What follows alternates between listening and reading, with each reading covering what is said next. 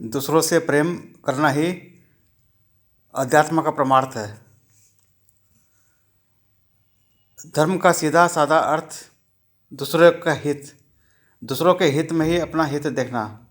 मैं केवल अपने हित के लिए प्रयास करूं और अन्य के हित को न देखूं तो उसमें स्वार्थ है। महात्मा गांधी ने भी राम राज्य की कल्पना की, ऐसा राज्य जहां सभी प्यार मोहब्बत के साथ रहे।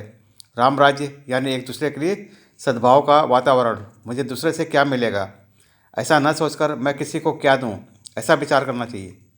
इसके लिए सबके बीच सद्भावना के वातावरण का निर्माण करना पड़ेगा। इंसान को इंसान के नज़दीक लाना पड़ेगा।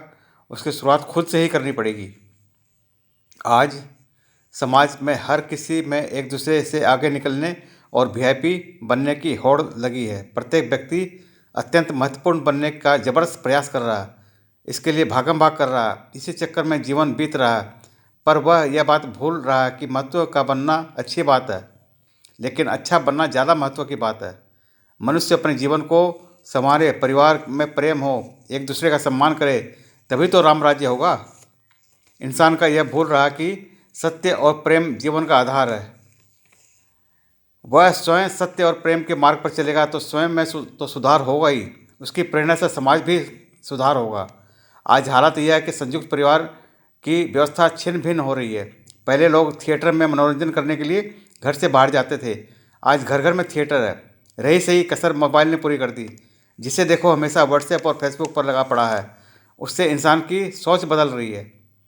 यह उसके विवेक पर चोट खा रहा है। सबसे मुश्किल यह हुआ है कि परिवार के लोगों का आपसी संवाद कम हुआ है। बाप बेटा, पति पत्नी का आपसी संवाद, पास बैठने का समय ही नहीं है। पैसा कमाने की ऐसी होड़ मची है कि बहुत से परिवारों में घर के मुखिया को यही नहीं पता होता कि उसके बच्चे कौन सी क्लास में पढ़ रहे हैं। परिवार छिन्न भिन्न ना हो, बिगड़े नहीं, इस पर विशेष ध्यान देना होगा। अभी समय है। महापुरुषों का अनुसरण करो, शास्त्र पढ़ो, उनमें सुझाए मार्ग का अनुपालन करो। अब यही एक आशा की किरण बची है। इससे अपनी कुटुंब व्यवस्था छिन्न भिन्न नहीं होगी। आपसी सद्भाव का वातावरण बनेगा। सत्य, प्रेम और परमात्मा, इन तीन शब्दों को समझोगे और क्रम में रखकर परमात्मा को ढूंढोगे तो बाहर जाने की जरूरत नहीं पड़ेगी।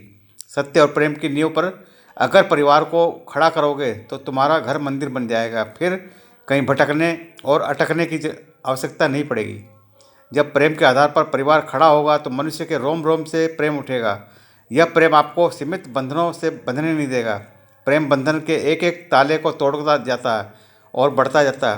प्रेम के आधार पर जब हम अपने व्यक्तित्व का निर्माण करते हैं तो उससे खुद को तो लाभ मिलता ही है, दूसरों के प्रति भी प्रेम बढ़ता है। यह प्रेम ही है जो एक दूसरे से जोड़ता है। इससे समाज का भी लाभ है। लेकिन एक